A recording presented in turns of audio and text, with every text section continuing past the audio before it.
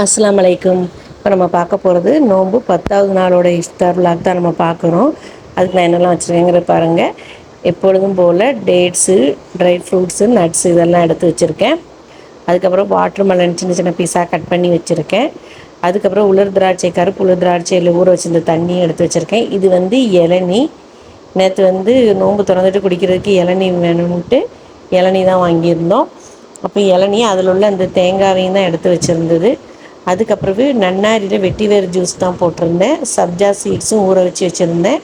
அதுக்கப்புறவு சிறுபயரில் துவரம் வச்சுருந்தேன்.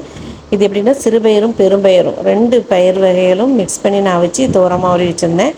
அதுக்கப்புறவு chicken கட்லெட்டும் chicken மாமோஸும் வாங்கி வச்சுருந்தது. அதுக்கப்புறவு நோன்பு கஞ்சி, வழக்கம் போல் உள்ள நோன்பு கஞ்சி. நேற்று எங்களோட இஃப்தார் இப்படி தான் போச்சு. வீடியோ பிடிச்சிருந்ததுன்னா சப்ஸ்கிரைப் பண்ணுங்கள், ஷேர் பண்ணுங்கள். உங்களுடைய இஃப்தார் விலாகும் நல்லபடியாக போயிருக்குங்கிறத நான் நம்புகிறேன். வலைக்கும் சலாம்.